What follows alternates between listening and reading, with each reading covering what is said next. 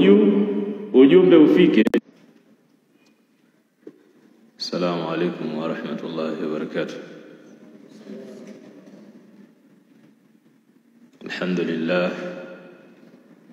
الحمد لله حمدا كثيرا طيبا مباركا فيه ملء السماوات وملء الأرض وملء ما بينهما ملء ما شئت من شيء بعد أهل الثناء والمجد يحق ما قال العبد وكلنا لك عبد اللهم لا مانع لما أعطيته ولا معطي لما منعته ولا ينفع ذا الجد منك الجد سبحانك لا علم لنا إلا ما علمتنا إنك أنت العليم الحكيم والصلاة والسلام على أشرف الأنبياء وإمام المرسلين نبينا محمد وعلى آله وصحبه ومن سار على نهجه إلى يوم الدين أما بعد.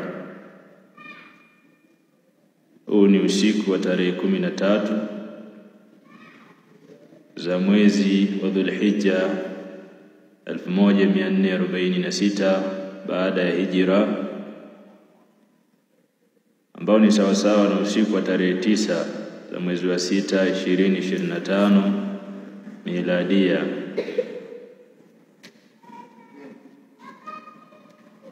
Wa hiya lailatu al-ithnain, usiku wa Jumatatu.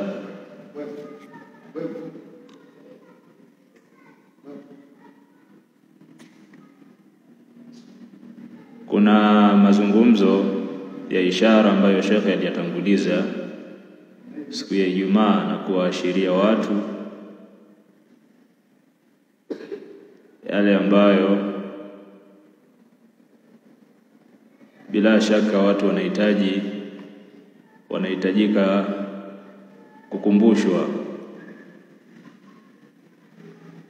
na khulasa ya mazungumzo yake ilikuwa ni kuelezea hali ya baadhi ya ndugu au Waturuki, ndugu zetu hao Waislamu, na vile vichinjo vyao wanaovigawa. Kaeleza kwamba hukumu ya ujumla vile vichinjwa ni halali kula wala si haramu, sababu ni kichinjwa anatoa Muislamu. Sisi hatuwakufurishi wao, ijapokuwa wao sisi wanatuita ni mawahabi, na wanaitakidi kwamba mawahabi ni makafiri, na haya yameandikwa huko, tutayaona. Lakini kwa kuwa haya ni mambo ya kielimu, sio mambo ya mtaani kwamba mimi kafiri basi nawe kafiri. Wao wanatukufurisha, sisi hatuwakufurishi. Sitasema wao ni Waislamu, ni watu wa bid'a, wamepinda katika njia ya sawa, lakini hawajatoka katika daira ya Uislamu. Kwa maana hiyo vichinjo wanapovitoa aini yake ni halali,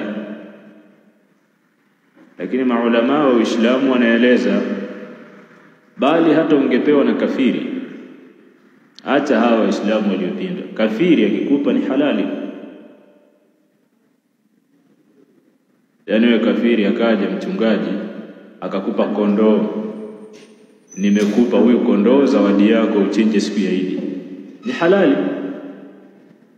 Halali, unachukua na unachinja unakula, halalan tayyiba, sawa. Ila pale atakapofungamanisha hiyo zawadi yake na baadhi ya mambo, basi haitafaa kuchukua, kama vile kukushawishi au kukulingania akutoe katika njia ya sawa akupoteze. Hapa haitafaa kupokea zawadi ambazo malengo yake ni hayo, na haya wanayafanya mashia marafidha. Tushawahi kuzungumza mara kadhaa hapa, pia tutaona wanawachuoni wanasemaje. Sasa hawa ndugu wana miaka katika miji yetu, shaani yao kubwa ilikuwa ni kuchinja na kugawa nyama kama sadaqa, kama yadaun, kama wao wanavyodai. Na sisi nahnu nahkum bidhahiri wallahu yatawalla bisaraili kama qala Umar ibn al-Khattab. Sisi tunawahukumu watu kwa dhahiri, Allah ndo anayejua malengo yao ya ndani hasa, lakini wao wanadai kwamba wanachinja na wanagawa sadaqa. Tunawahukumu hivyo hivyo. Ni Waislamu, sadaqa zao ni halali. Hatukuwaona wakifanya da'wa, wakilingania. Hatukuwaona wakipanda katika manabiri wala wakiitisha mihadhara wakalingania mrengo wao. Japo kuwa sisi tunafahamu kwamba wao ni masufi. Tumeyafahamu hayo kupitia zile bid'a wanazozifanya katika kuchinja. Tumeona kwa macho zile bid'a wanazozifanya katika kuchinja kwao, tukafahamu hawa ni jamaa sufia. Na hili ni jambo ambalo lilikuwa linatarajiwa kwa sababu nchi yenyewe ya Uturuki inafahamika ni nchi ya kisufi, bali ni nchi ambayo imekubuhi katika usufi wa kishirikina wa kuabudu makaburi. Na haya tutayaona pia yameashiriwa. Kwa hiyo tuliyajua haya, lakini kwa kuwa walikuwa hawafanyi dawa, hatakuwa na habari nao, hatakuwahi kuzungumza hapa, tukawekea vikao maalum. Na wala watu hawakutahadharishwa wasichukue vichinjo vyao. Watu tanzihan waliambiwa kwamba ni vyema kuepuka vichinjo vya watu wa bid'a, kwa sababu tunafahamu nia yetu ya Sunna wal Jamaa, hatuna sisi mafungamano ya ukaribu na watu wa bid'a.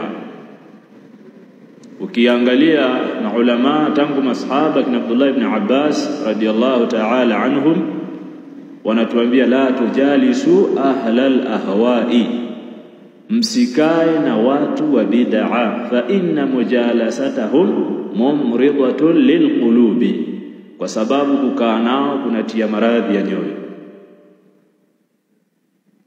Kwa hiyo manhaji hii mubaraka, alhamdulillah, haya mambo yako wazi. Kwa hiyo watu waliambiwa ahlus sunna ni vema kuepukana nao kwa sababu ya misingi yetu. Tutaki kuwa na ukaribu na watu wa bid'a, na wala hatuna ukaribu sisi na masufi. Nyinyi mwajua tuna ushirikiano gani na masufi hapa? Mshawahi kuona mashekhe wa kisufi tumewakaribisha hapa wakafanya muhadhara na sisi tukaenda kwao kwenye harusi zetu tukawaita wakatoa kalima? Mshawahi kuona kitu kama hicho? Hatuna mafungamano nao kwa sababu ya misingi ya dawa hii mubaraka. Sasa kwa nini tushirikiane nao kwenye nyama tu? Kwamba sisi tuna njaa sana? Tuna njaa kweli kweli. Hatutaki kushirikiana nao kwenye mambo mengine yote isipokuwa kwenye kula. Kuna aina fulani ya picha ambayo sio nzuri. Kwa hiyo watu walitahadharishwa kwa sababu hiyo, sio kwa sababu ya uharamu wa zile nyama. Sasa hichi kitabu kimekusanywa na mwanafunzi bora kama anavyojiita hapa, anaitwa Sayyid Abdul Hakim mpaka mwisho wa jina lake.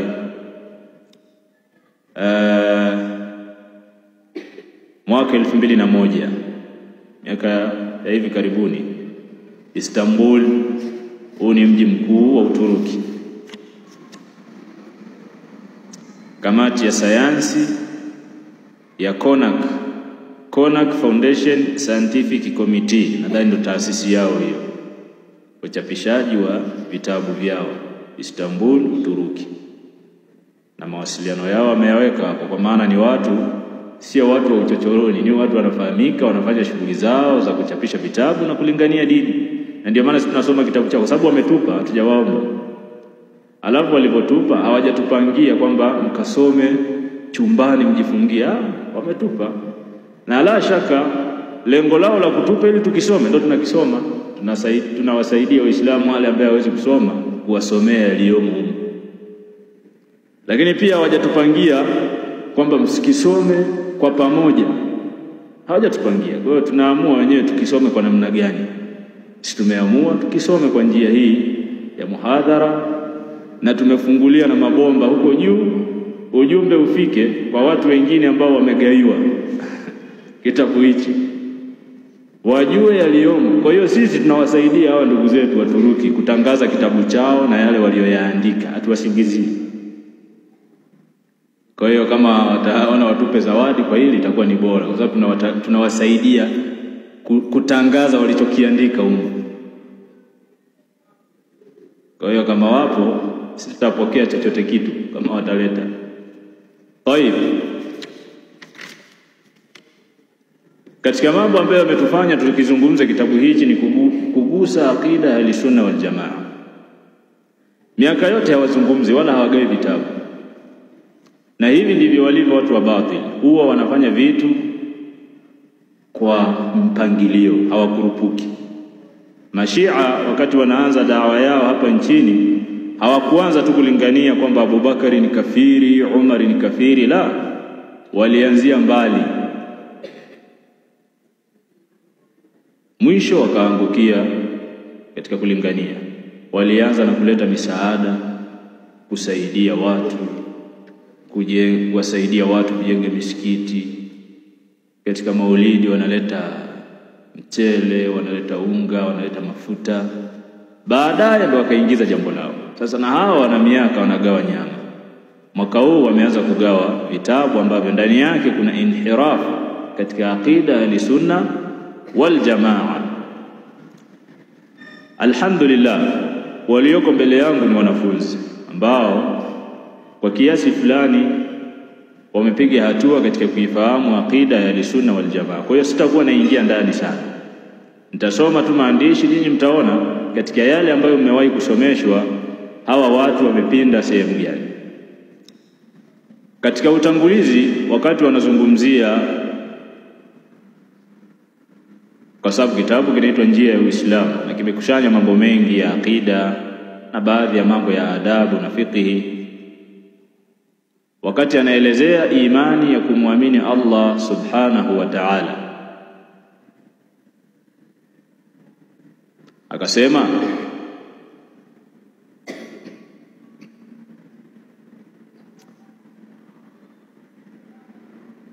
baadhi ya maneno tayaruka kwa sababu ya muda, taenda kwenye lengo.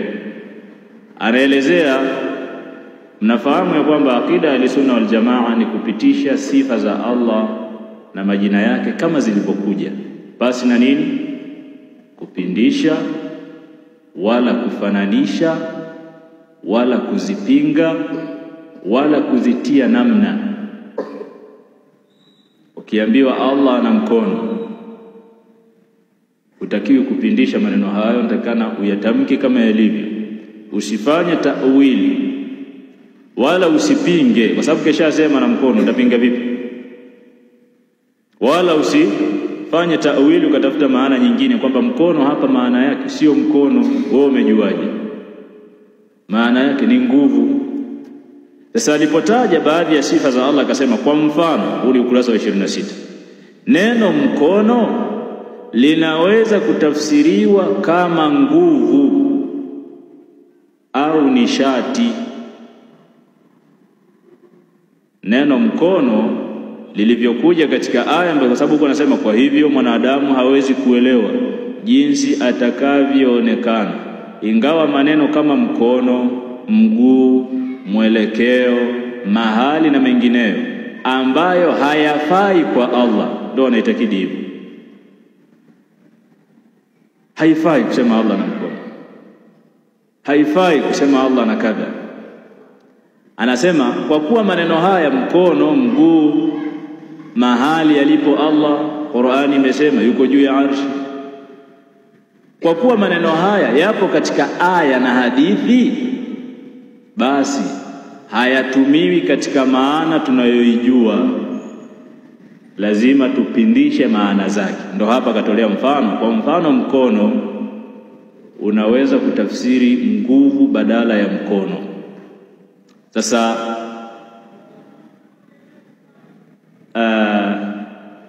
al-Imam Ibn Taymiyyah rahimahullah ta'ala anasema, al-qawlu fi ba'd as-sifat kal-qawli fi ba'd al-akhar, maneno katika baadhi ya sifa, maneno hayo hayo ni kwenye sifa zingine. Nuthbitu ma athbatahu Allah li nafsihi, ahli sunna tunathibitisha kile ambacho Allah amekithibitisha kwa nafsi yake. Kama amesema na mkono, tunasema hivyo hivyo, bila tamthili, basi na kupigia mfano, wala ta'til wala kupinga. Hii ndio aqida ya sunna ambayo imekaririwa mara nyingi katika meza hii. Katika ukurasa unaofuata wa 28 wakati anataja sifa za Allah, kwa sababu sifa za Allah zipo katika sifatu adh-dhatiyya wal-fi'liyya. Kuna sifa za Allah ambazo ni za dhati na kuna sifa za Allah za kivitendo. Sifa za Allah adh-dhatiyya ni zile sifa ambazo haziachani naye, ziko naye wala hazina mwanzo, sawa. Ama fi'liya, hizi ni sifa ambazo Allah subhanahu wa ta'ala kuna baadhi ya vitendo ambavyo amethibitisha kuwa yeye anavifanya kwa muda anaoutaka. Sasa hawa mabwana kwanza madhehebu yao ni Mahanafi na aqida yao ni Maturidiyya, sio aqida ya Salafi. Ile takana tulifahamu aqida ya hawa masufi wa Uturuki ni Maturidiyya, nayo ni aqida ya batila, sio aqida ya Ahlusunnati wal Jamaa. Ni aqida ya bwana mmoja anaitwa Abu Mansur al-Maturidi, ikaitwa aqida ya al-Maturidiyya. Aqida yao inaafikiana na aqida ya Ash'ari. Ash'ari ndio aqida ya masufi wa humu mwetu. Masufi wa humu mwetu madhehebu yao wanadai kwamba wao katika upande wa fiqhi wanamfuata al-Imam Shafi'i, lakini aqida yao wanachukua ya Abu al-Hasan al-Ash'ari, Ash'ariyya aqida yao. Hawa madhehebu yao katika fiqhi wanamfuata al-Imam Abu Hanifa, lakini katika upande wa aqida wanamfuata Abu Mansur al-Maturidi, aqida yao ni Maturidiyya. Wanaafikiana katika jambo la kupinga sifa za Allah na kuthibitisha baadhi ya sifa. Haya mambo yamewahi kuzungumzwa. Kuna makundi ambayo yamepinda katika jambo la sifatullahi wa asma'ihi. Mu'tazila wao wanapinga sifa zote za Allah na majina yote ya Allah wanayapinga. Allah hana majina wala hana sifa hata moja, au ni Mu'tazila, na ni itikadi ya kufru. Jahamia, kwa maana unaposema kwamba Allah katika majina yake ni Ar-Rahman, Mu'tazila wanapinga lile jina, wanapinga na sifa yake, kwa sababu Ar-Rahman maana yake kuna sifa ya nini? Ya rahma. Wanapinga pia Allah hana sifa hiyo. Al-Khaliq wanapinga jina, wanapinga na ile sifa yenyewe ya kuumba. Al-Alim, Al-Alim kwamba Allah ni mjuzi, ili ni jina, lina sifa gani? Ya ilmu, kwamba ana ilmu, wanapinga na ile sifa. Jahamia wanakubali majina, wanapinga sifa. Wanasema Allah ni Al-Alim, ili ni jina, ni la kwake, lakini hana elimu. Allah ni Al-Basir, ili ni jina, kwamba mwenye kuona lakini haoni. Ni As-Sami', ni jina la Allah kwamba anasikia lakini hasikii. Sasa ndo nini? Allah ni muoni lakini haoni, ni msikivu lakini hasikii, ni alim lakini hana elimu. Angalia itikadi zilizopinda hizo.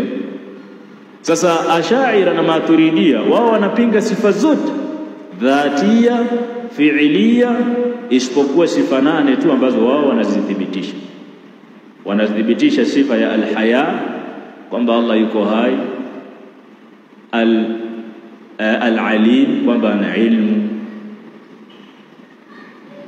sifa ya al-ilm, sifa ya as-sam'i, kusikia, wal-basar, kuona, sifa ya al-qudra, uwezo, al-kalam, wanathibitisha pia vile vile sifa hii.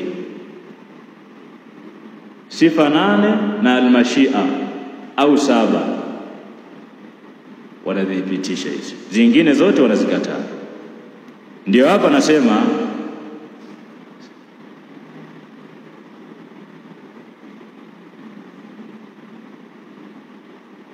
katika dini ya Muhammad majina 99 ya Allah ambayo yanaitwa al-asma'u al-husna. Nasema walifunuliwa sifa za adhatia za Allah ambazo ni tabia za kibinafsi ni 6. Sifa athubutia, sifa 8 ambazo za ukamilifu wa uluhia, uungu ni 8 kulingana na Maturidia. Sawa? Mojawapo ya shule mbili itikadi ya Sunni iliyoanzishwa na Imamu Abu Mansuri al-Maturidi, inayofuatwa na shule ya Hanafi. Wao ni Mahanafi, kwa itikadi yao ndio hii. Na Hanbali ya sheria ya Kiislamu. Na 7 katika Ash'ariyya, sifa hizi ni za Allah, pia ni za milele na zinadumu kama dhati yake, yani nazo pia zipo milele. Haya maneno ni sahihi. Sisi tunazungumzia huku kuthibitisha sifa 7 na kukanusha sifa zingine za Allah. Wanasemaje maulama wa Kiislamu? Al-Imam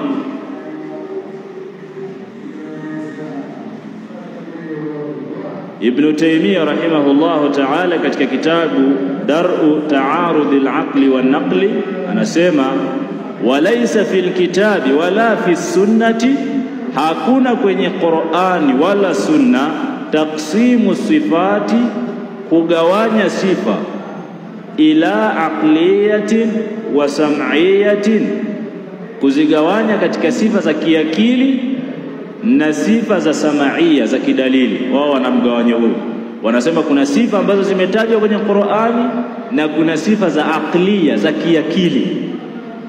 Sheikhul Islam anasema hakuna dalili ya vigawanyo hivi viwili. Wala takhsisu sifati al-aqliyati bi7, wala hakuna dalili ya kuzihusisha sifa 7 za kiakili kwamba wamechagua sifa 7 tu. Balil adillatu as-sam'iyatu, bali dalili za kinukuu athbatat lillahi sifatin kathiratan, zimethibitisha sifa za Allah nyingi. Laysat min hadhihi 7, sio hizi 7 tu. Yani kwa nini mpinge sifa ya Allah kuwa juu ya arshi, an-nuzul, kushuka katikati ya usiku, sifa ya mkono? Hizi zote wamezipinga, au wamethibitisha zile 7 tu. Walam ta'ti al-adillatu bitamyizi hadhihi an tilka, wala hakuna dalili iliyokuja kuchambua hizi walizozikubali na zile walizozikataa. Kwa maana wao wametumia tu akili zao, zile sifa ambazo zinaingia kwenye akili zao wakazikubali, zile ambazo haziingii kwenye akili zao wakazikataa. Jambo hili halina dalili ya kisheria. Sifa zote za Allah alizojisifu nazo zinakubaliwa na zinapitishwa kama zilivyo, hazipingi. Wao wamepinga. Allah yuko juu, akasema haiwezekani. Tukisema Allah yuko juu, maana yake ana sehemu, na sehemu ni kiumbe. Allah ndo aliyeumba juu, aliyeumba chini, aliyeumba mashariki. Tukisema yuko juu, huu ni upande, tutakuwa tunasema Allah yuko ndani ya kiumbe chake.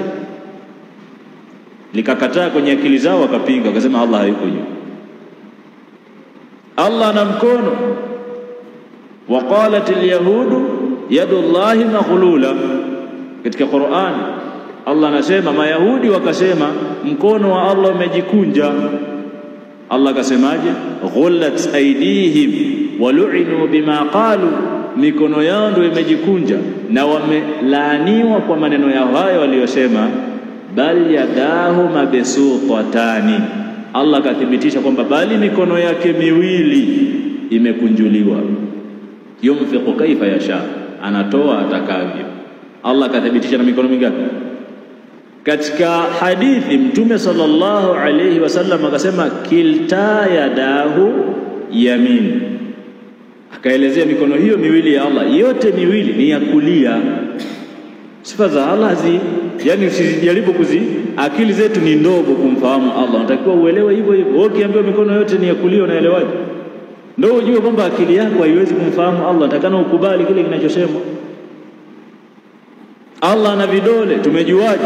Mtume sallallahu alaihi wasallam anasema inna jami'a qulubi bani adama baina usbu'aini min asabi'ir rahman, hakika nyoyo zote za wanadamu zipo kwenye vidole viwili miongoni mwa vidole vya Allah.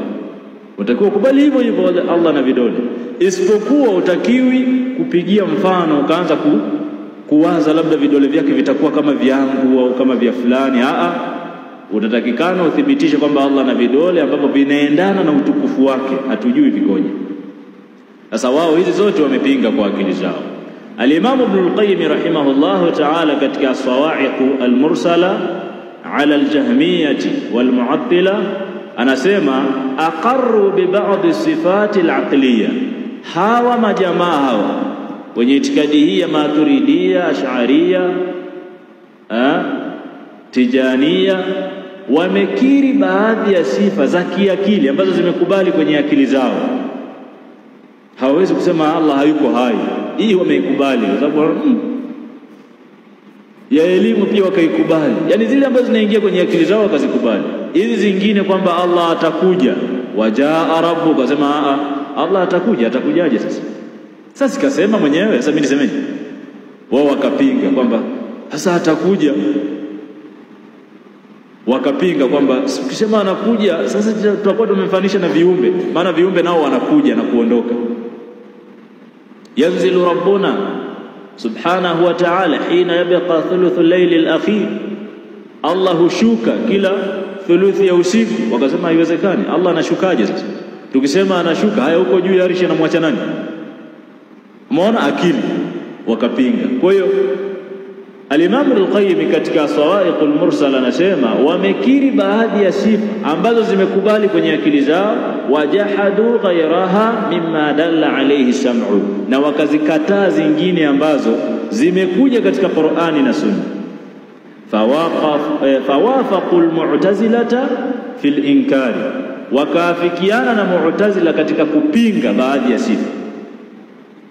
Wa khalafuhum fil iqrar, na wakawakhalifu katika kukiri, kwa sababu wao wamekiri baadhi ya sifa. Mu'tazila wanapinga zote. Fahum mutanaqiduna, wao itikadi yao inagongana. Taraku ma jaat bihi nusus, wameacha yale ambayo yamekuja katika dalili. Wattaba'u uqulahum alqasira, Ibn Qayyim anasema wakafuata akili zao finyu. Ndio itikadi inayoenezwa na hawa bwana. Al-Imam Ahmad katika sharh usul i'tiqadi ahli-sunnah wal jamaa lil-Lalakai anasema nu'minu biha wa nusaddiqu biha, tunaamini sifa zote za Allah na tunazisadikisha. Hakuna kwamba sifa saba,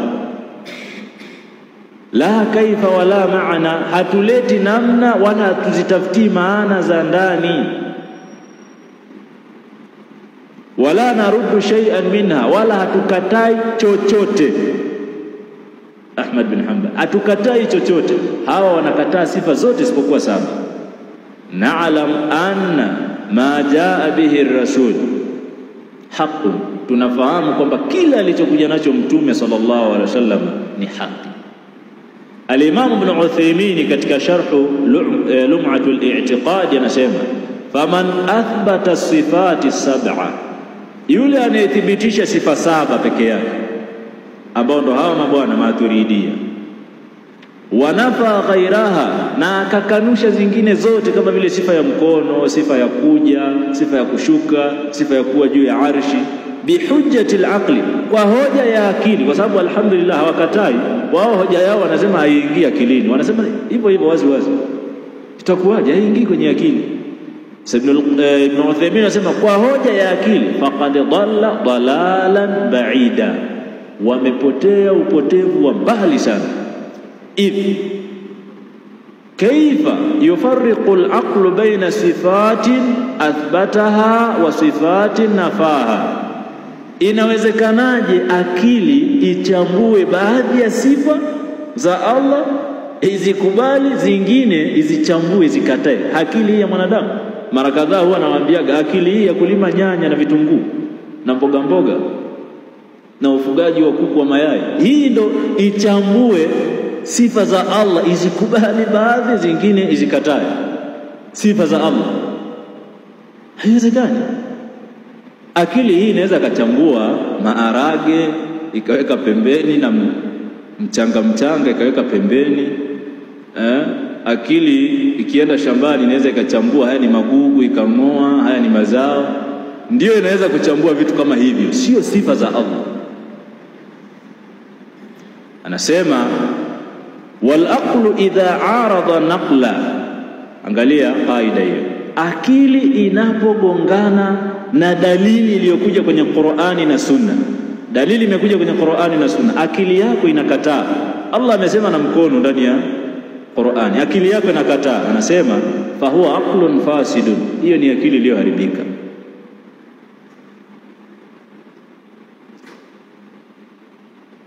Al-Imam al-Albani anasema wa man ta'ammala tariqata al-ash'ariyati, na mwenye kuzingatia njia ya ash'ira, hawa masufi wa kwetu ambao wanaafikiana na hawa maturidia kwenye kuthibitisha sifa saba fi sifati, katika sifa, wajadahum yuthbituna ba'd as-sifati ta'wilan, atawakuta wanathibitisha baadhi ya sifa tena wanazifanyia ta'wili hapo hapo, wayu'attiluna ba'daha, na wanazipinga zingine kama hizi za fi'liya, wayuthbituna al-ba'd al-akhar, na wanathibitisha zingine bila ta'wili, basi na ta'wili, yani ni mambo tu wanayofanya kwa akili zao. Wala dhabita indahum, Sheikh Albani anasema wala hawana kipimo maalum kwa wao cha kuchambua, illa ma wafaqa al-aqla, isipokuwa ni akili tu. Yani wanakaa tu wanaamua hii haiwezekani, hii angalau. Hawana kipimo maalum cha kisheria zaidi ya akili zao. Wa hadhihi tariqatun batilatun, Sheikh Albani anasema na hii ni njia mbovu kabisa ambayo haina mfano.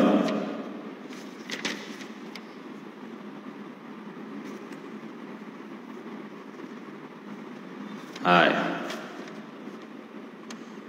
sehemu nyingine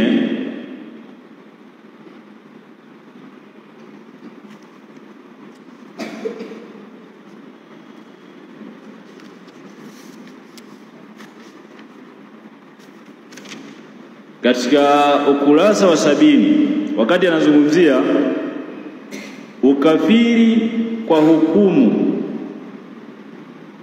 ametaja baadhi ya vitu hapa ambavyo mtu anakufuru kwa vitu hivyo. Visikilizeni vitu hivyo ili muone kama nyinyi mtasalimika na ukafiri.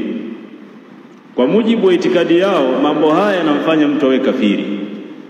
Akataja jambo la kwanza, kusema nyinyi mnaitakidi Allah yuko wapi? Yuko juu, sio? Lakini je, elimu yake imekienea kila kitu? Dhati yake yuko juu, lakini anaona kila kitu akiwa huko juu kwa dhati yake, na anasikia kila kitu na anakijua kila kitu. Yani elimu yake, uoni wake, usikivu wake uko kila sehemu, lakini dhati yake yuko wapi? Yuko juu, kwa sababu Allah anasemaje? Ar-Rahmanu 'ala al-'arshi istawa, Allah yuko juu ya arshi. Kwa hiyo maia, upamoja alionao na viumbe ni kwa elimu yake iko pamoja na viumbe wote, anajua kila kitu. Uoni wake anaona kila kitu, usikivu wake anasikia kila kitu. Wao wanaitakidi kwamba Allah yuko kila sehemu, hayuko juu. Sasa wanasema hivi, jambo la kwanza kabisa, tena ameanza anasema hivi, kusema Allah Taala anatutazama kutoka kwenye arshi au kutoka mbinguni ni ukafiri. Wazi wazi kabisa. Kusema Allah yuko juu ya arshi lakini anatuona ni ukafiri. Kwa hiyo sisi ni makafiri.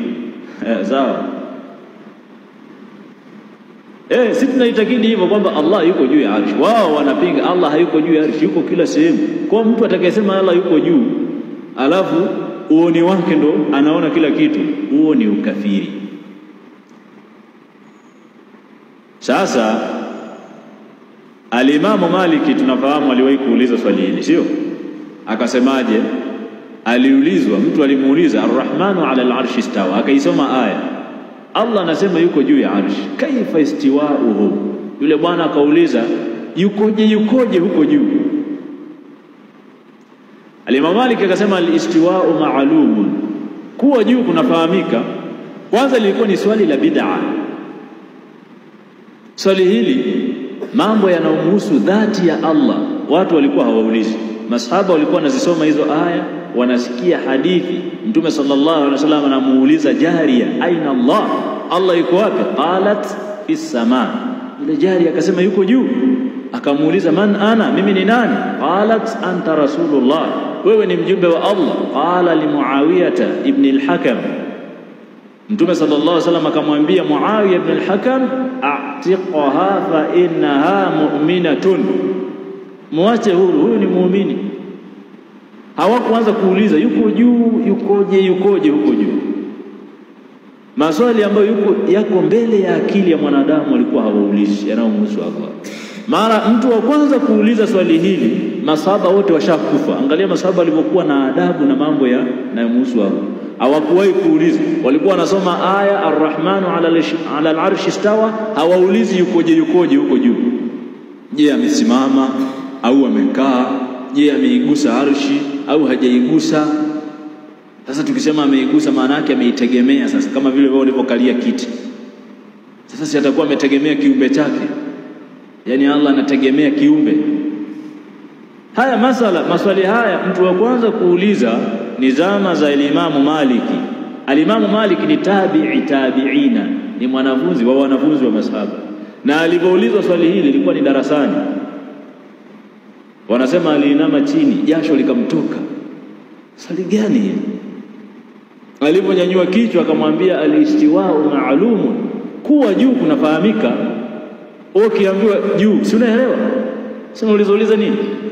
Wal kayfu majhulun, lakini yukoje huko juu haifahamiki. Yeye ndo anayejua, hajasema wala hataki kuuliza. Wal imanu bihi wajibu, na kuamini hilo kwamba Allah yuko juu ya arshi, kuamini basi na kuuliza yukoje ni jambo la lazima. Wasualu anhu bid'atun, na kuuliza ni uzushi. Akasema wama araka illa mubtadi'a, na wewe uliouliza swali hili sioni isipokuwa wewe ni mtu wa bid'a. Fa amara bi khurujiha, akawaamrisha wanafunzi wake, mtoeni nje huyo kirusi hichi, beba toa nje. Wakambeba katupa nje. Zama ambazo watu walikuwa wataki utani. Al-Imam Ibn Uthaymeen pia aliwahi kuuliza swali hili. Ibn Uthaymeen ni wa miaka hii, amefariki mwaka 2001. Kuna mtu naye aliuliza swali kama hili. Ibn Uthaymeen akamwambia, akamjibu kwa swali kwa jawabu hili al-Imam Malik, alafu akamwambia hivi ulichozalimika nacho ni kwamba sitaamrisha utolewe nje kama alivyoamrisha nani? Al-Imam Malik. Imam Malik alisema beba toa nje. Hilo tu ndio mimi sitawaambia watu wakutoe nje, lakini ukome. Sasa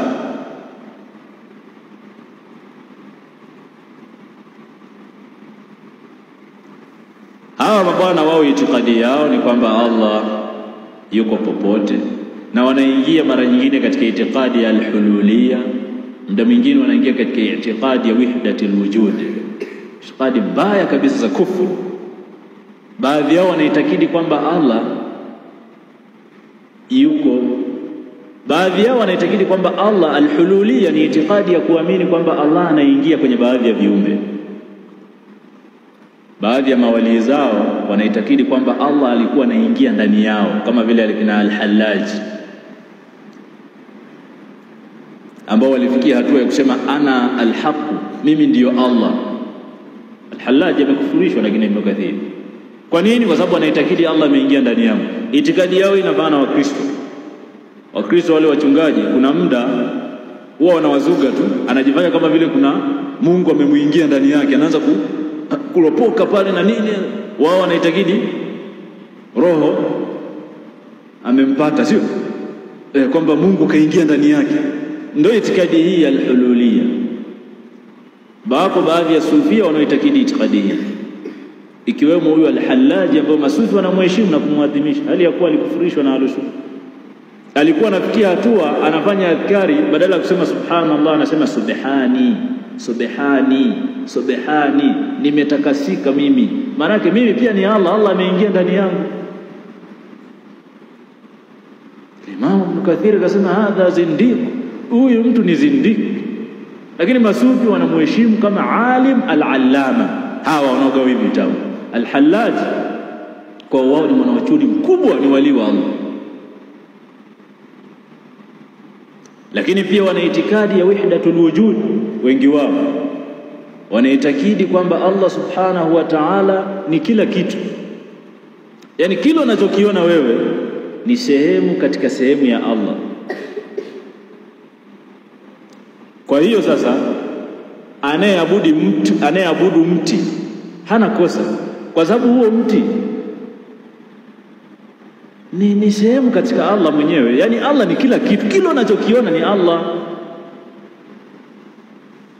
Sawa?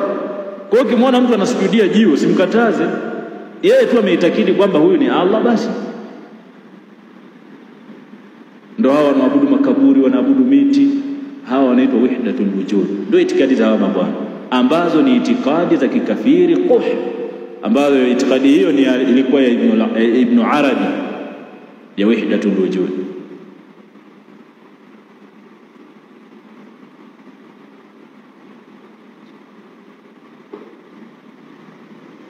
Sasa hao ndo mabwana ambao wanagawa hivi vitabu. Akida yao ndiyo hiyo.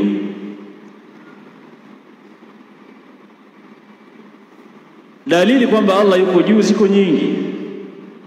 Maulama wa al-sunna tangu mwanzo wanalizungumza jambo hili. Al-Imam al-Auza'i anasema kunna watabi'una mutawafiruna naqul. Huyu ni mwanafunzi wa matabi'ina, anasema tulikuwepo sisi hali ya kuwa matabi'ina bado wengi, tunasema inna Allaha ala arshi. Tulikuwa tunasema Allah yuko juu ya arshi yake. Tulikuwa tunaitakidi hivi na tunasema hivyo. Matabi'ina ambaye ni mashekhe zetu, wanafunzi wa masahaba, wapo wanatusikia. Wa nu'minu bima waradat bihi sunnatu min sifatihi, na tunaamini kila kilichokuja katika sunna kinachozungumzia sifa za Allah. Al-Imam Abu Hanifa rahimahullah, ambao wao hawa mabwana hawa wa Turuki wanaogawa vitabu ndio wanamfuata, wanasema sisi ni mahanafi. Wakati huo wanasema Allah yuko kila sehemu. Abu Hanifa anasema katika al-Fiqh al-Akbar, kitabu kikubwa cha al-Imam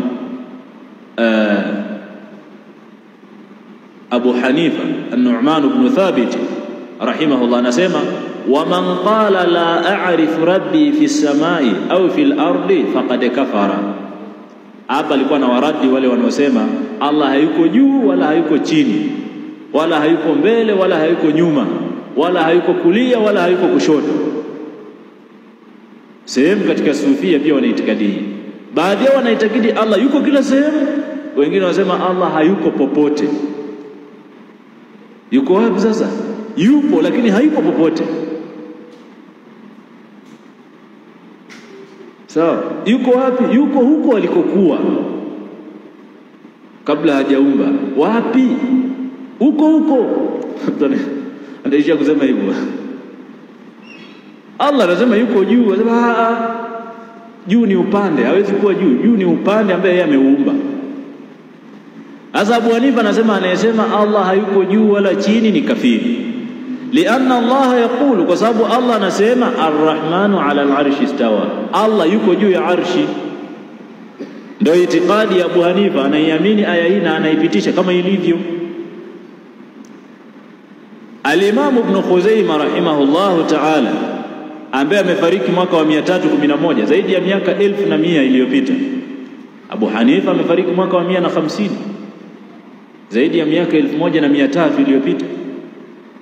Al-Imam Ibn Khuzaimah anasema wa man lam yuqirru bi anna Allah ta'ala ala arshihi, na yule asiyekiri kwamba Allah yuko juu ya arshi yake, qad istawa, yuko juu, fawqa sab'i samawati, juu ya mbingu zake saba, fahuwa kafirun bi rabbih, mtu huyo ni kafiri, amemkufuru Mola wake, sababu amepinga aya.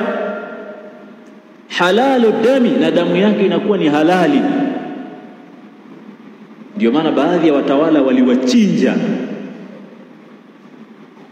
akina Ja'ad ibn Dirham, waliokuwa wanapinga kwamba Allah hayuko juu, damu zao ni halali.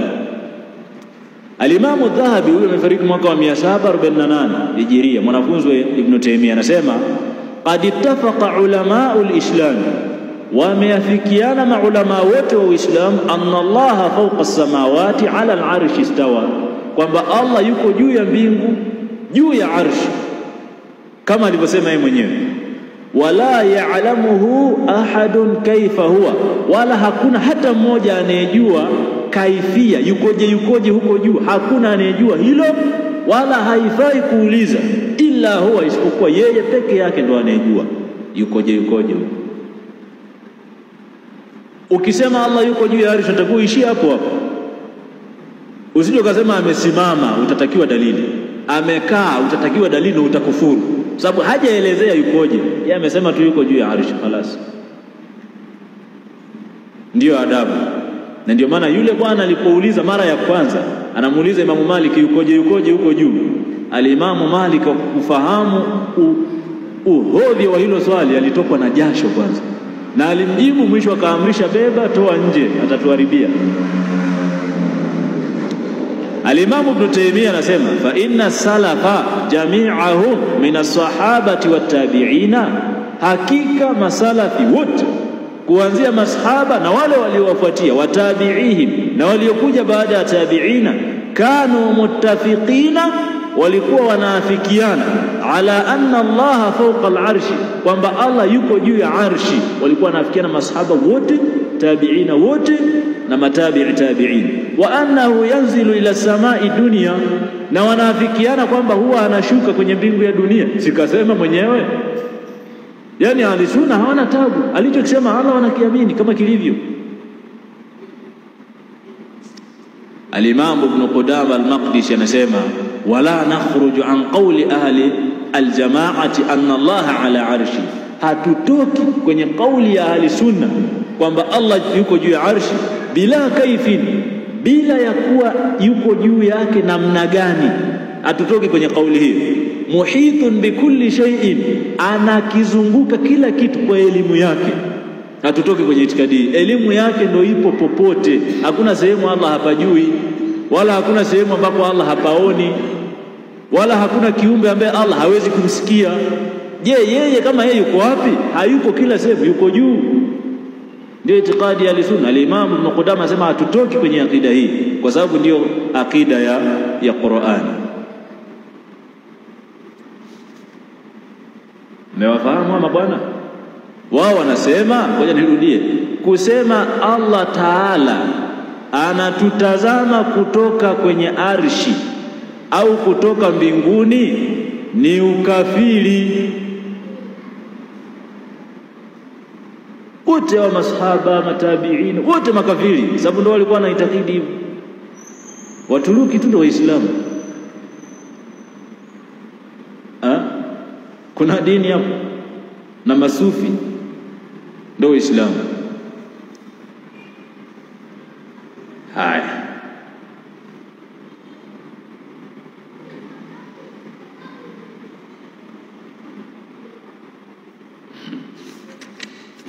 kuna hii sehemu hapa, nitarudi mwishoni sababu hii hatari yake ni kubwa. Ngoja nimalizie huko kwanza.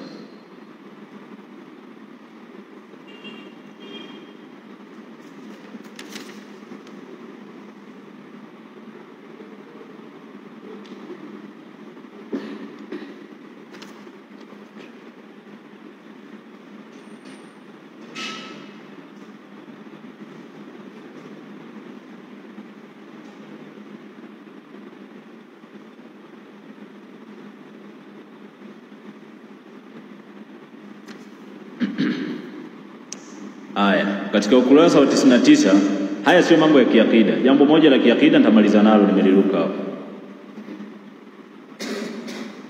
Wanasema adabu 10 lazima zizingatiwe wakati mtu anaposoma Qur'ani. Sawa? Haya ni mambo, sio mambo makubwa sana katika akida, lakini kutaka kuonyesha tu kwamba hawa mabwana wana makorokoro mengi sana. Adabu ya kwanza nasema ni lazima mtu aisome ili hali yuko na udhu, ni sahihi, lakini hili neno ni lazima fihi nadhar. Na ulama wengi wanasema hakuna ulazima huo, ni mustahabu, yapendeza. Sawa. Akina Aisha walikuwa wanasoma Qur'an hali yakuwa wapo katika hedhi, utasemaje ni lazima awe na udhu? Lazima awe tahara, ni lazima isomwe kuelekea kibla na kwa heshima.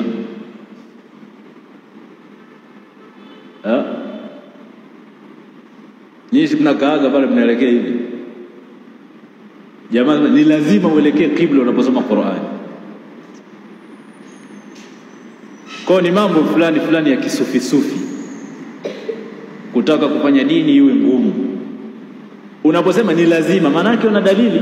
Haiko wapi dalili? Hairuhusiwi kusema ni lazima jambo la kidini alafu una dalili. Wewe unasema wewe nani? Allah na mtume wake ndo wawekaji wa sheria. Siwezi kutoka tu mimi leo nikaamua, haiwezekani. Qur'ani kitu cha heshima sana. Ukisoma ni lazima uelekee kibla. Lazima nitoe dalili. Hatukatai kwamba ni kheri mtu kuelekea kibla kwa sababu ndio upande ulio bora kuliko pande zingine, lakini usiseme ni lazima. Ukisema ni lazima utadaiwa dalili, kwa sababu wewe huna uwezo wa kusema ni lazima. Wewe sio mtume. Adabu ya 3 anasema hivi, ni lazima mtu aisome hali ya kuwa analia. Zingatia hili neno hapa mwanzo, ni lazima uwe unalia.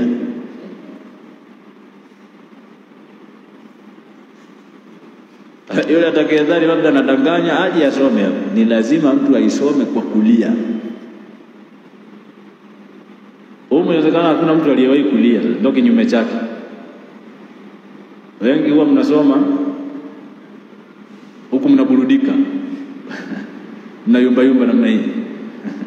Utakuwa unalia bwana, kwa mujibu wa bwana. Sijui, lakini kama wao pia huwa wanalia. Sasa kama ni msikitini, sasa watu wanasoma Qur'ani asubuhi, sitakuwa ni msiba sasa mtu akipita nje hivyo vilio kwamba kila mmoja awe analia. Sasa kadhaniwa labda kuna msiba huko ndani. Kila alhasil huwa lazima, ni lazima. Masufi huwa hawachungi sheria, wanajisemea tu lazima. Lete dalili. Wapo ulama wanapendekeza, sio wanalazimisha. Ulama ni watu wana akili. Al-Imam Ibn Taymiyyah anasema hivi, laisa kullu man qaraa al-Qur'ana baka, sio lazima kila anayesoma Qur'ani alie. Fa inna al-bukaa 'inda tilawati min sifati al-khashi'ina, kwani hakika kulia wakati wa kusoma Qur'ani ni katika sifa za ucha Mungu kweli. Lakini man lam yabik, yule ambaye hatolia, falaisha biathimin, hana dhambi. Wewe unaposema ni lazima, maana yake asikolia anapata dhambi, sio? Bal yustahabu lahu, bali inapendekezwa tu, si lazima kwake yeye, ayahzana qalbuhu, kwamba moyo wake uwe na huzuni, uwe na hofu. Kwa sababu pia sio sawa mtu kusoma alafu wewe unasoma huna hofu yoyote, unasoma unarukaruka, pengine unacheza. Sasa lazima uwe na utulivu wa moyo wako. Wayataammalu al-ayati bi khushu'in, tena awe anazizingatia aya kwa khushu'i. Hiyo ni katika Majmu'ul Fatawa. Pia katika Majmu'ul Fatawa, katika fatwa yake nyingine, Ibn Taymiyyah anasema hivi, laysa kullu man qaraa al-Qur'ana baka, sio kila anayesoma Qur'ani atalia. Walaysa kullu man baka yakunu khashi'a, na sio kila atakayelia wakati anasoma Qur'ani basi ndo mcha Mungu. Sio kweli. Fa innal imana, kwani hakika imani la yuqasu bidumu'i faqat, haipimwi kwa machozi tu. Imani haipimwi hivyo. Kumbe kawalazimisha watu sikulia huna imani. Nitaemea sema imani haipimwi kwa machozi.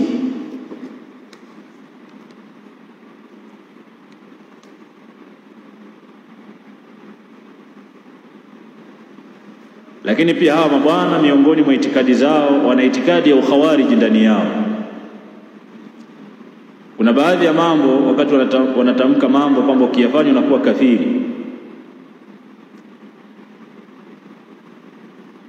Muumini anapomuua mtu pasi na haki, muumini au mtu akaamuru kumuua muumini mwingine, mtu akitamka kuunga mkono kuuliwa kwa muumini anakuwa kafiri. Hii ni itikadi ya kikhawarij. Sisi tunaamini kwamba Muislamu anaweza kumuua Muislamu, amefanya dhambi la kuua lakini hajatoka kwenye nini? Kwenye dini. Wanasema muumini akimuua muumini au akaamrisha, labda waumini wamegombana, mmoja kamfanyia mpango, kamtafutia mwenzake majambazi, akaenda kuuao, wanamkufurisha. Sio sawa. Hii ni itikadi ya makhawarij, kuwakufurisha watu kwa madhambi makubwa. Madhambi makubwa isipokuwa shirki, muda wa kuwa mtu hajahalalisha hakufuru. Ilikuwa ni jambo la 37. La 39 anasema iwapo mtu atampiga au kumuua mtu kwa dhulma ni ukafiri. Jamaa wale walipigana wako mpo. Kwa mujibu wa hao mabwana, mtu akimpiga Muislamu mwenzake anafanyaje? Hii ni itikadi ya kikhawarij. Inalinganiwa kwenye kitabu hichi. Sisi tunaitakidi kwamba wamefanya kosa lakini hawajafanyaje? Hawajakufuru. Jingine anasema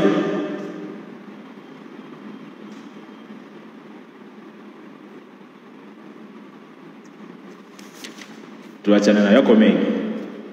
Haya, sikilizeni sasa. Jambo la 24. Hawa mabwana wao wanamfuata al-Imamu Abu Hanifa na wana ile taasubi ya kimadhehebu, ule ushabiki. Na ndio maana kwenye ukurasa wa 61 wanasema wengi wa maulama wamesema kuwa madhehebu ya Hanafi ni sahihi zaidi kuliko madhehebu zingine. Sawa? Sio kweli. Madhehebu ambayo wanachuoni wanaafikiana kwamba ni sahihi zaidi, haijaingiliwa sana na bid'a kuliko madhehebu zote ni Hanabila, Hanbali. Na madhehebu ambayo iko mbali na haki katika hizi madhehebu 4 ni hawa Mahanafi hao. Ndio watu walio mbali na haki.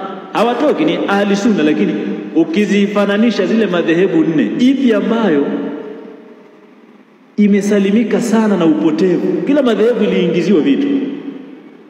Yenye ahueni kuliko zote ni Hanabila, yenye hali mbaya kuliko zote ni hawa Mahanafi hao.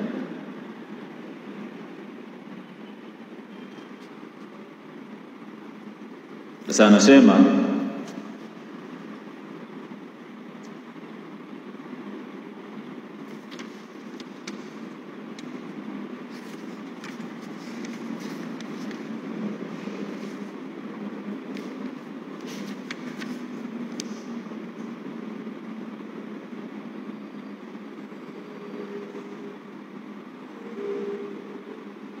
jambo la 65 nataka kulivuka.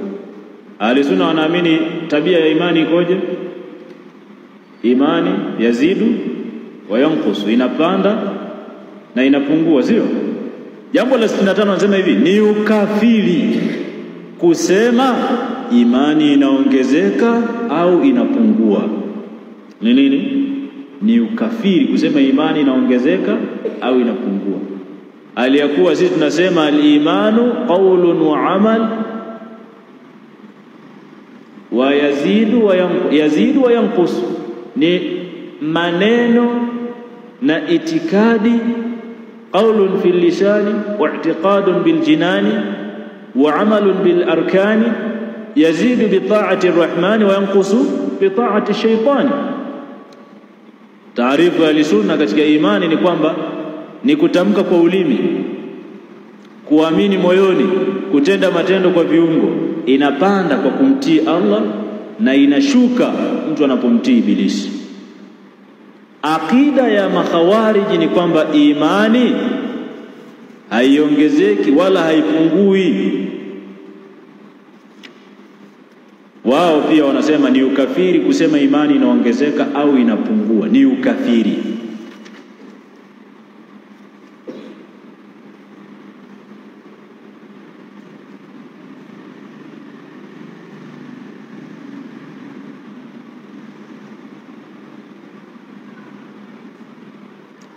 Jambo la 67, ni ukafiri kuwa na kinyongo dhidi ya mwanawachuoni wa Uislamu bila ya sababu yoyote. Yani ukafiri unagaiwa tu. Wewe unaweza kumchukia mwanawachuoni fulani kwa sababu zako, sio sawa, lakini ndio umekufuru.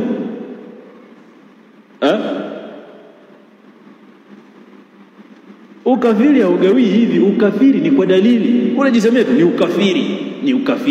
ukafiri. Eti ukimchukia mwanawachuoni fulani bila ya sababu ni ukafiri pia. Ni kosa lakini sio ukafiri.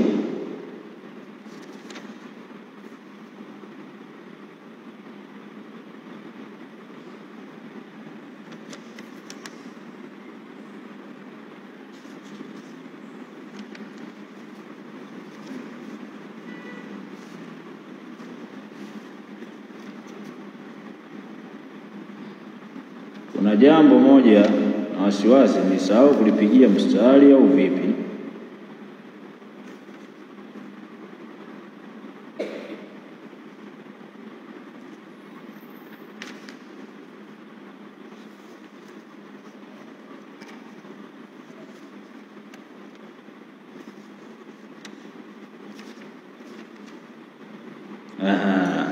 Katika mambo ambayo ukifanya unakuwa kafiri kwa wama bwana, jambo la 128 wametaja mambo mengi. Anasema hivi, niliwaambia hawa ni masufi wa kuabudu nini? Makaburi. Uislamu, Mtume sallallahu alaihi wasallam alimtuma Ali ibn Abi Talib yakavunje, alla tada qabran mushrifan wala sanaman yu'badu min dunillah. Alimtuma kwenda Yemen. Watu wa Yemen waliwasilimu. Alimtuma Ali ibn Abi Talib na jeshi la watu kama 100 hivi wapanda farasi, akamwambia nenda Yemen, alla tada qabran mushrifa, usiache kaburi lolote ambalo limejengewa, kwa sababu Yemen walikuwa ni Wakristo. Wakristo wanafahamika huwa wanajengea makaburi. Akamwambia kaya sambaratishe yote makaburi yaliyojengewa, uyasawazishe yabaki kawaida. Hiyo haifai kujengea makaburi kwenye Uislamu, sio? Mtume wa Allah aliamrisha yavunjwe. Wao wanachuki sana Sheikh Muhammad bin Abdul Wahhab, kwa sababu pia Sheikh pamoja na Muhammad bin Saudi walivunja makaburi walipoitawala mamlaka Arabia Saudia, kwa kufuata kauli ya Mtume sallallahu alaihi wasallam.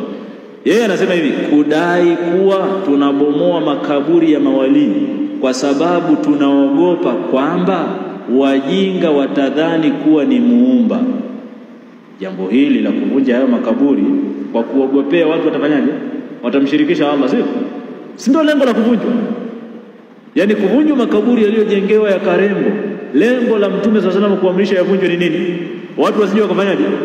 Wakayaabudu. Sasa jamaa anasema kudai kuwa tunabomoa makaburi ya mawali kwa sababu tunaogopa wajinga watayaabudu ni ukafiri, kwa sababu wao dini yao ni ya kuabudu makaburi. Hakuna watu wana dalalati za kuabudu makaburi kama Waturuki.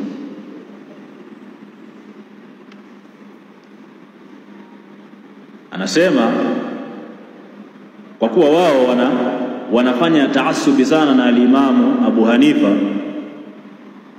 na hali ya kuwa alimamu Abu Hanifa alikuwa ni mtu wa qiyas, hakuwa katika maulama wa hadithi. Ndio maana madhehebu yake ikawa mbali na haki kuliko madhehebu zingine zote tatu. Hakubobea sana katika nini, alikuwa anaishi Kufa, ni maudhur, anapewa udhuru. Alikuwa mbali na masahaba, mbali na wasomi wa Madina. Yeye akida yake ilisalimika, kwa vitu vingi hadithi zilikuwa zijamfikia, akawa anafanya qiyas. Qiyas ni kutumia akili pale ambapo umekosa dalili, na ni jambo linafaa kwenye sheria. Qiyasun sahih, ametangaa imamu kwa qiyas Abu Hanifa. Sasa wao kwa kuwa wanamng'ang'ania sana, wanatanguliza qiyas kuliko dalili, ni jambo halifai.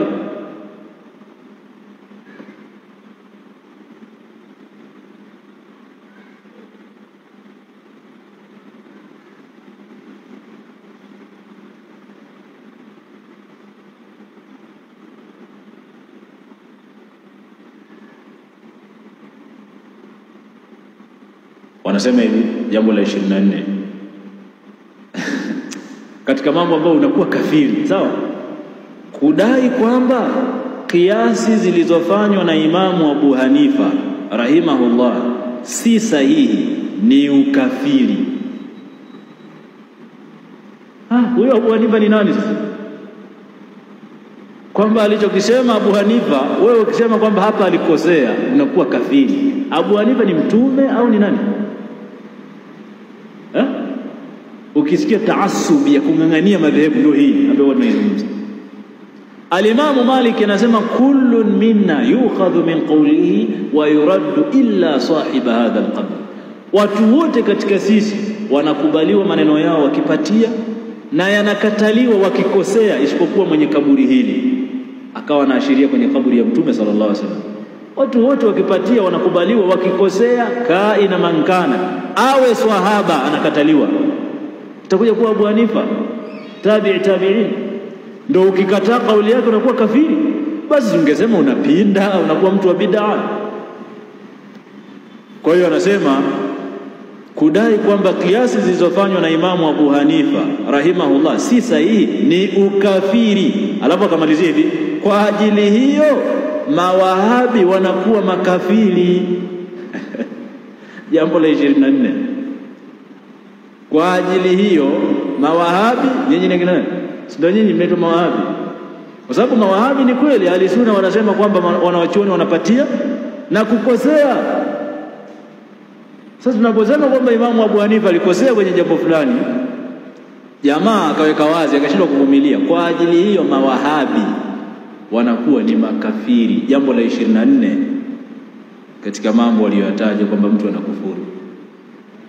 Hao maimamu wenyewe wala hawakuwa na msimamo hiyo. Kina al-Imamu Shafi'i walikuwa wanasema idha sahha al-hadithu fa huwa madhhabi, ilikoswihi hadithi ndo madhehebu yangu, hakuna masala ya kungangania. Ibn Taymiyyah anasema laisa li ahadin ayansiba lil ummati shakhsan yad'u ila tariqati, haifai kumjalia mtu fulani ndiyo yuko sawa ikawa mnalingania afuatwe yeye, hakosolewi huyo. Wayuwali wayuadi alaiha, na watu wakawa wanapendana na kuchukiana kwa kupitia njia yake. Anayemkubali Abu Hanifa mwenzetu, asiyemkubali sio tu kapinda kafiri. Anasema ghaira nabii, isipokuwa Mtume sallallahu alaihi wasallam, Mtume peke yake ndio watu wanapendana na kuchukiana kupitia yeye, ndio hakosolewi.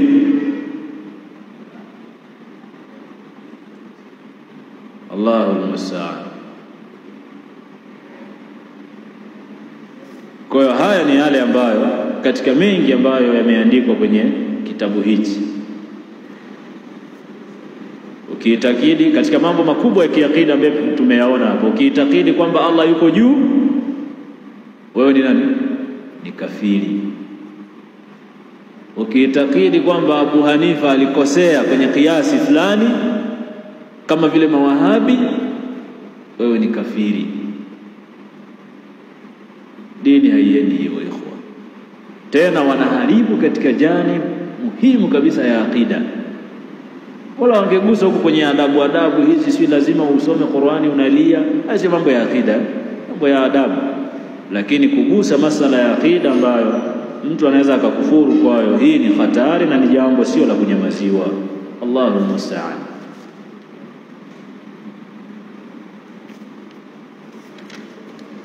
Kwa hiyo hii ndiyo dawa inayofanywa na hawa mabwana ambao tumeona kwamba wanakufurisha watu wenye madhambi makubwa. Tumeona kwamba wanasema wazi wazi kwamba ni ukafiri mtu kusema imani inaongezeka na inapungua.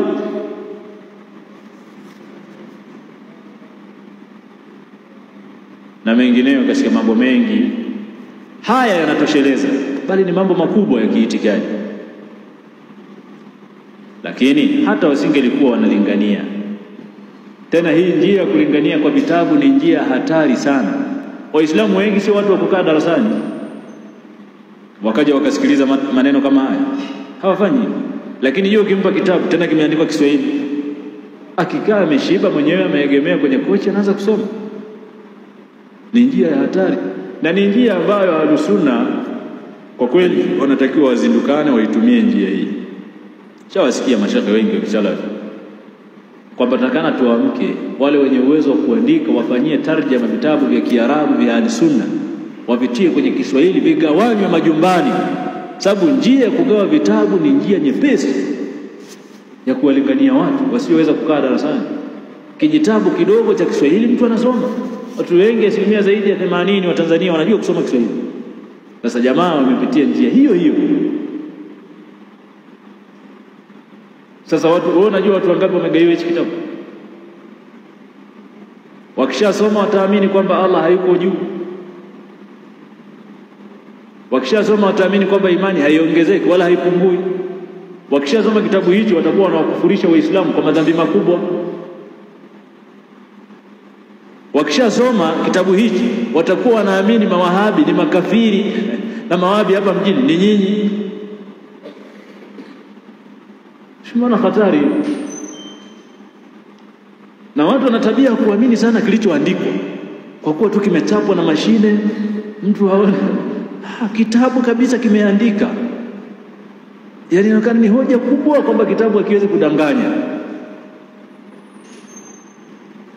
Sasa hata lau wasingelikuwa wanalingania, bado sisi tuna maneno mengi ya ahlul ilmi kuhusiana na kutaamal na watu wa bid'a. Al-Imamu Ibn Sirin anasema la tujalisu ashabal ahwa, la tujalisu ashabal ahwa'i, sikae na watu wa bid'a, wala tujadiluhum, wala msijadiliane nao, wala tasma'u minhum, wala msiwasikilize. Huyu ni mwanafunzi wa Abu Huraira, Imam Muhammad ibn Sirin. Msiwasikilize, sikwambii kusoma, kwa sababu kusoma ni zaidi ya kusikiliza. Ukimsikiliza mtu unaweza kumjibu, unaweza kumuuliza, sio? Lakini jua umepewa kitabu, utamuuliza nani? Utakachokisoma ndio hicho hicho, tabiri ukichukua. Al-Imam al-Barbahari anasema idha ra'aita ar-rajula min ahli al-bid'ah yamshi ma'a rajulin min ahli sunnati fahdhirhu, ukimwona mtu anatangamana na watu wa bid'a, mkao mna mashirikiano nao, mmepanga foleni kwenye kugaiwa nyama na kadha, mtahadharisha mtu huyo aachane na watu wa bid'a, fa innahu akhaffuhum, kwa sababu mtu huyo atakuwa ni mwepesi zaidi kudanganyika. Al-Imam Ibn Taymiyyah anasema ahlul bid'i sharrun min ahli al-ma'asi adh-dhahirati, watu wa bid'a ni waovu na ni hatari kuliko watu wa madhambi ya dhahiri. Walidhalika kanu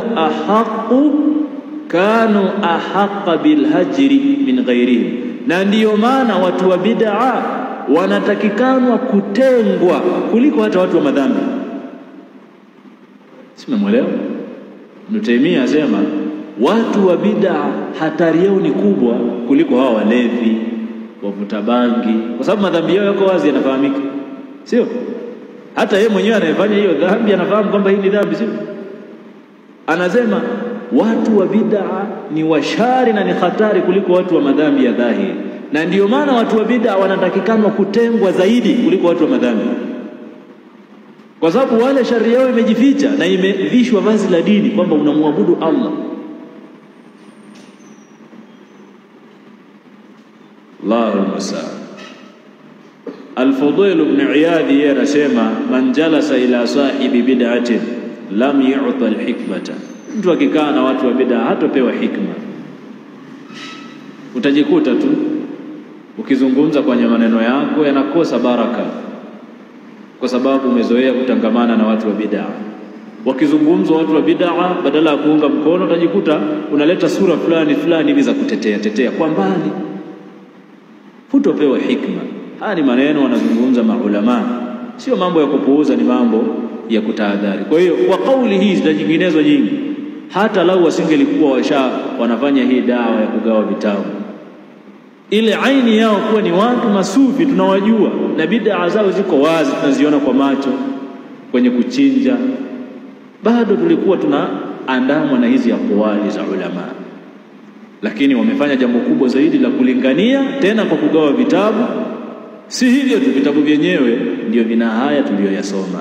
Je, bado yafaa kuwa na ukaribu na miamala na watu hawa ahli sunna masalafi? Tunapeana udhuru kwamba zamani walikuwa kweli hawalinganii, hata sisi tulikuwa tunachukua nyama zao, lakini sasa hivi wanalingania.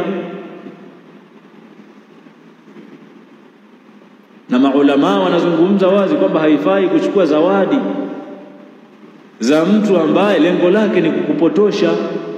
Mtu akupe tu, asikupe sharti yoyote, lakini kama lengo lake ni kukutoa katika njia ya sawa, haitafaa kuchukua zawadi hiyo. Sasa hawa ishafahamika lengo lao la kugawa sana nyama, kumbe ilikuwa mwisho wa siku wapate uwepesi wa kulingania na kugawa vitabu kama hivi. Kwa hiyo kinachotakikana ni watu kutahadhari nao na kuwatahadharisha Waislamu juu ya watu hawa na haya wanaoyafanya. Hivi vitabu, watu waliogawiwa hivi vitabu watakana wavichome moto, hasa wale awamu muslimin ambao hawawezi kujua haki na batil. Majitabu haya ni ya kuchomwa moto. Vinginevyo ukiweka kwenye kabati huko ndani, hujui ni nani katika watu wa familia yako atakuja kukisoma, na pengine atasoma wala usijue kama amesoma, asiulize mtu yoyote, lakini tayari kuna kitu ameshakifahamu. Kesho atasoma kingine, mtu atajikuta tayari ameshapinda, yuko nje ya njia ya haki. Kwa hiyo salama ni kutokukaa na vitabu kama hivi. Sisi tulikichukua kwa ajili ya malengo kama haya, lakini aslan sio majitabu ya kukaa nayo, sababu yamepinda katika upande wa aqida ya sunna wal jamaa. Kwa hiyo utakapotaka kujua ni haya tuliyozungumza kwamba wamepinda katika aqida. Wanadai kwamba atakayesema Allah yuko juu ni kafiri, atakayesema imani inaongezeka na inapungua ni kafiri. Wanakufurisha watu wenye madhambi makubwa.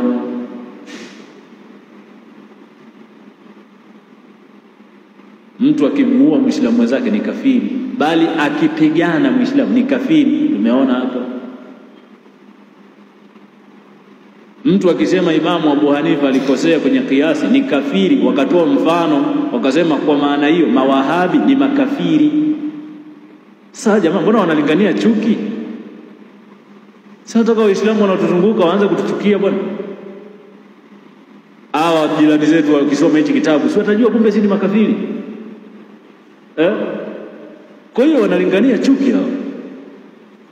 Acha wabaki hivyo hivyo kwamba sisi ni msimamo mkali, haina shida, hilo halina shida sana. Lakini sasa unakuja kuwaambia watu kwamba hawa watu ni makafiri kwa hoja gani?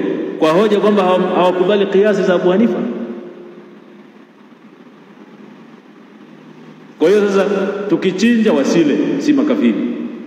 Uone kwamba unaleta barbara kwenye jamii na kuamsha chuki ambayo haikuwepo. Hawa masufi humu tudhani kama wanatukufurisha, lakini je, wakishasoma hichi kitabu kimeandikwa wazi mawahabi ni makafiri?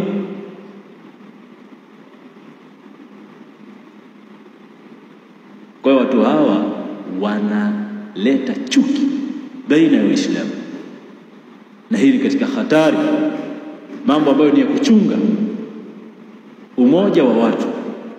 Mimi niishia subhanakallahumma bihamdika ashhadu an la ilaha illa anta astaghfiruka wa atubu ilaika. Labda kama kuna neema